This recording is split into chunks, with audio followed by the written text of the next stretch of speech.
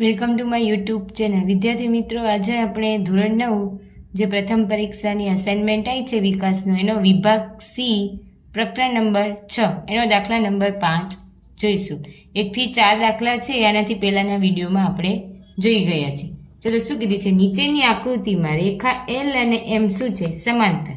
આ જે બે લાઈન હોય એને શું કહેવાય? સમાંતરની નિશાની. લંબની નિશાની ઊંધો ટી હોય, બે લાઈનો એને સમાંતર છે, તથા ટી તેમની છેદિકા છે.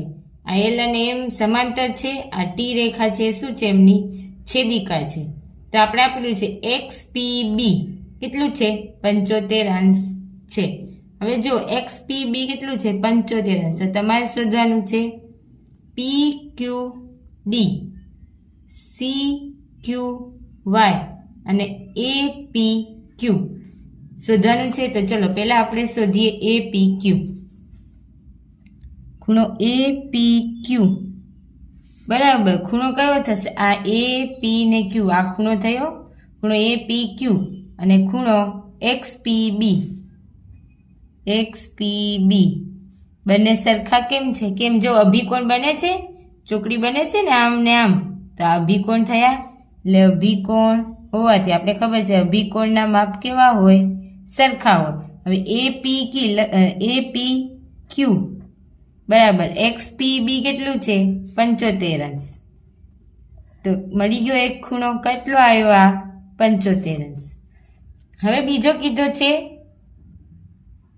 પી ક્યુ ડી. આ પી ક્યુ ડી એટલે આ ખૂણો પી ક્યુ ડી. હવે જો આ એ પી ક્યુ અને પી ક્યુ ડી શું બને છે? ઝેડ બને છે ને. એ પી ક્યુ અને પી ક્યુ ડી આમ ઝેડ બને છે. ઝેડ બને એટલે શું હોય? યુગ્મકોણ. અને આપણે ખબર છે યુગ્મકોણના માપ કેવા હોય? સમાન હોય. તો આ બી કેટલો થશે? પી ક્યુ ડી પણ કેટલો થશે? 75. લખીએ અહીંયા ખૂણો એ પી ક્યુ બરાબર પી ક્યુ ડી. પી ક્યુ ડી કેમ સરખા છે? યુગ્મકોણ હોવાથી. યુગ્મકોણના માપ કેવા હોય? સમાન હોય. હવે એ પી ક્યુ કેટલું છે? એ પી ક્યુ 75. તો તમને પી ક્યુ ડી કેટલું મળ્યું? એ પણ કેટલું મળ્યું? 75. લખીએ અહીંયા બી કેટલું આવ્યું? 75. હવે જો શું કીધું? C Q Y. આ સી ક્યુ વાય બને છે. સી ક્યુ વાય એફ બને છે, અનુકોણ બને છે, અથવા તો આમ બી બે ઓપોઝિટ હોય તો અભિકોણ બી બને. અહીંયા એ પી ક્યુ અને સી ક્યુ વાય એ શું બને છે? અનુકોણ. તો અનુકોણના માપ બી કેવા હોય? સરખા હોય. એફ બને ને, એફ એટલે અનુકોણ. લખીએ અહીંયા ખૂણો એ પી ક્યુ બરાબર સી ક્યુ વાય.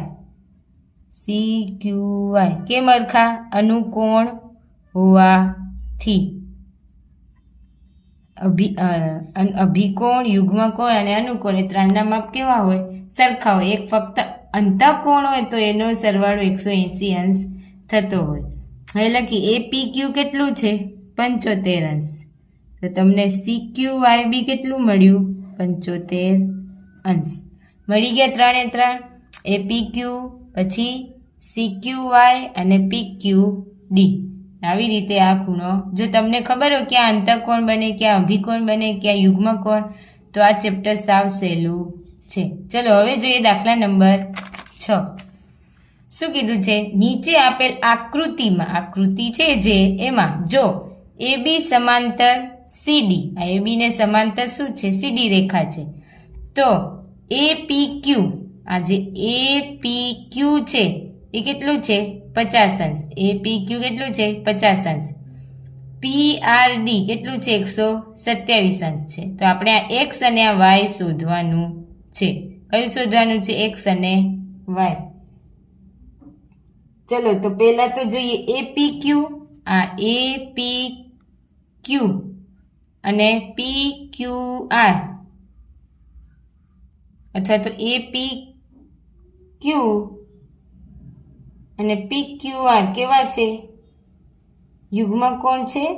જો આ એ પી ક્યુ અને પી ક્યુ આર કેવા છે? યુગ્મકોણ. આ વાળો ખૂણો અને આ એક્સ વાળો ખૂણો યુગ્મ કોણ છે એટલે યુગ્મ કોણ કેવા હોય સરખા. તો લખીએ અહીંયા ખૂણો APQ અને PQR.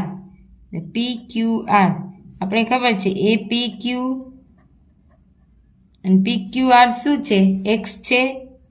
ચલો APQ ની કિંમત કેટલી છે 50 અંશ. તો આપણે x ની કિંમત મળી ગઈ. આપણે શું x અને y શોધવાના છે. હવે આ કેટલો આવ્યો 50 અંશ આવ્યો. મળ્યો ને આ 50 અંશ.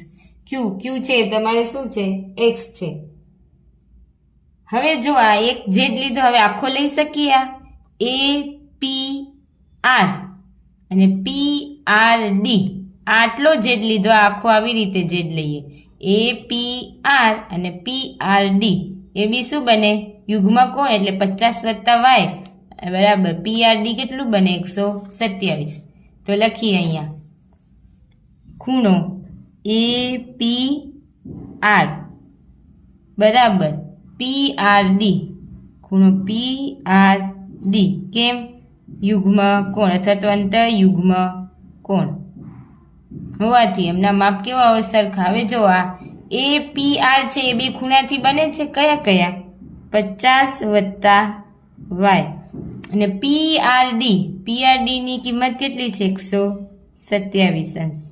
અથવા તો આમ બી થાય બે આસાન કોણ બને છે અહીંયા થાય ને APQ અને PQR એનાથી આસાન કોણ બને ને APQ અને QPR આટલો આ વાળો આસાન કોણ. આપણે બંને 50 y છે તો લખીએ. હવે y ની કિંમત શોધી 127 માઇનસ 50 અંશ. y બરાબર 7 માંથી 0 જાય તો 0, 12 માંથી 5 જાય તો 7 માં 0 જાય 0 ના આવે, 7 માં 0 જાય તો કેટલા આવે 7, 12 માં 7 જાય તો 7 એટલે y બરાબર કેટલું આવ્યું 77 અંશ. તમને x ની કિંમત 50 મળી અને y ની કિંમત 77 અંશ મળી. ચલો હવે જોઈએ દાખલા નંબર 7. આપેલ આકૃતિમાં જો PQ સમાંતર ST ખૂણો PQR બરાબર 110 અંશ અને RST 130 અંશ હોય તો QRS એટલે કે આ જે ખૂણો છે આટલો ખૂણો એ આપણે શોધવાનો છે. અને નીચે સૂચના આપેલી છે બિંદુ R માંથી પસાર થતી, એટલે આ બિંદુ R છે એમાંથી પસાર થતી ST ને સમાંતર એક રેખા દોરો. તો આપણે અહીંયા દોરી દીધી છે. હવે જોઈએ અહીંયા જોઈએ કયો છે RST થાય. RST અને SRU શું છે અંતઃકોણ C બને છે. તો આપણે ખબર છે અંતઃકોણના માપનો સરવાળો કેટલો હોય 180 અંશ. ત્યાં લખીએ ખૂણો SRU વત્તા RST બરાબર 180 અંશ. કેમ અંતઃકોણ હોવાથી. ચલો SRU નું કિંમત શોધવાની છે.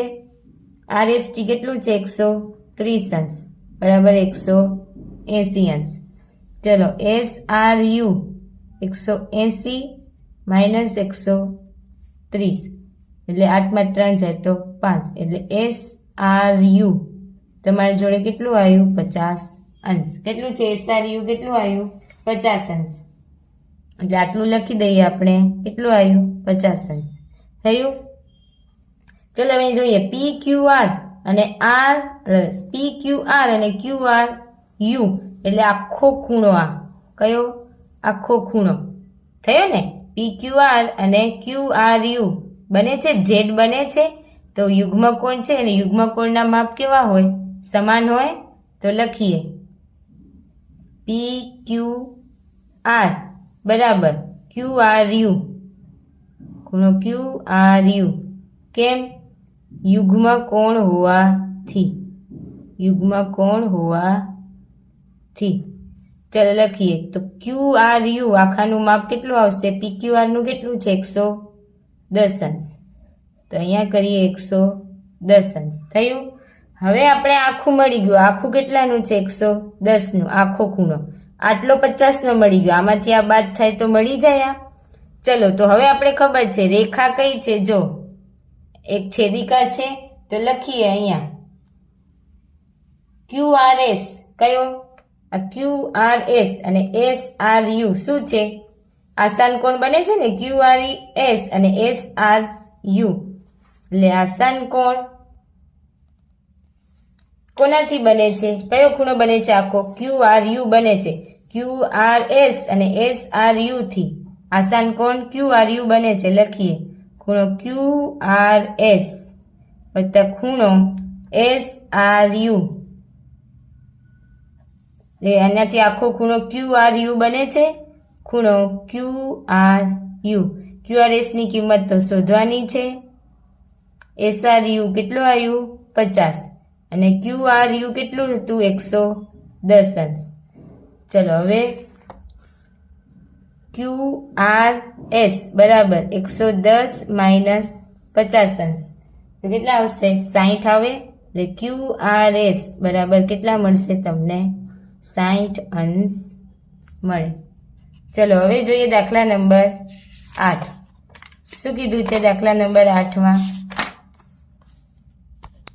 જો આપેલ આકૃતિમાં કિરણ QS રેખા PQ ને લંબ છે, આ QS છે એ આને લંબ છે, લંબ છે એટલે આ ખૂણો કેટલાનો થાય 90 અંશનો થાય, SQR એ આખો ખૂણો કેટલાનો થાય 90 અંશનો થાય.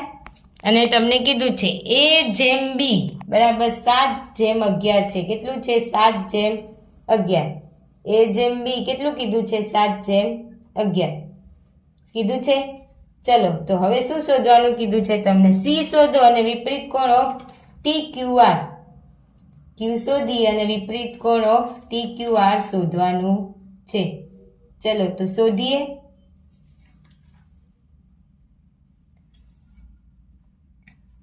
ચલો પેલો તો આ બંને ખૂણાથી જો આ 90નો થશે આખો, પેલો અહીંયા જોઈએ AB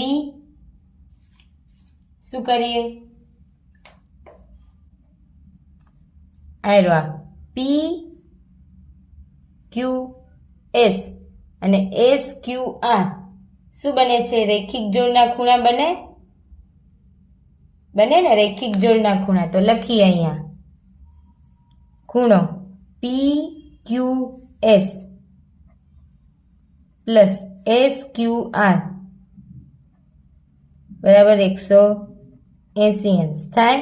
હવે જો આમાં PQS માં કયા બે ખૂણા છે, PQS માં A વત્તા B, QSR ની કિંમત 90 બરાબર 180 અંશ.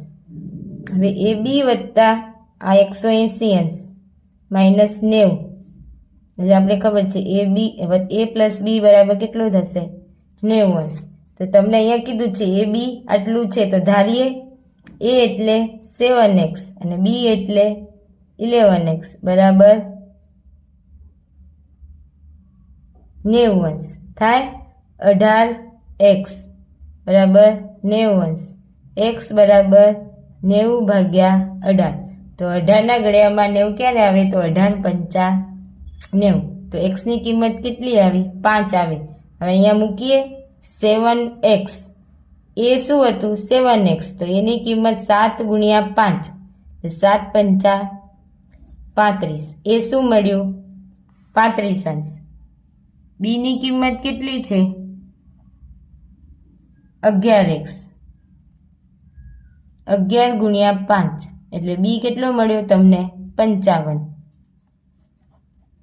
હવે લખી દઈએ એ કેટલો મળ્યો 35, બી કેટલો મળ્યો 55. તો તમારે શું શોધવાનો છે સી શોધવાનો છે. શું શોધવાનું છે સી શોધવાનું છે.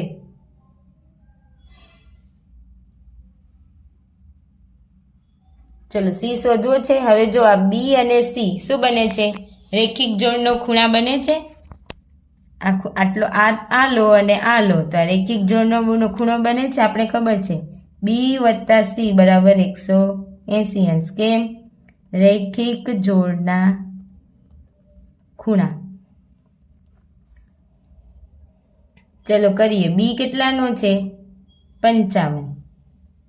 સી શોધવાનો છે, બરાબર 180 અંશ. તો 180 માઇનસ 55 બરાબર સી. 10માંથી 5 જાય તો 5, 7માંથી 5 જાય તો 2 અને 1 થાય ને? 2 અને 1 એટલે તમને સી બરાબર કેટલો મળશે? 125 અંશ.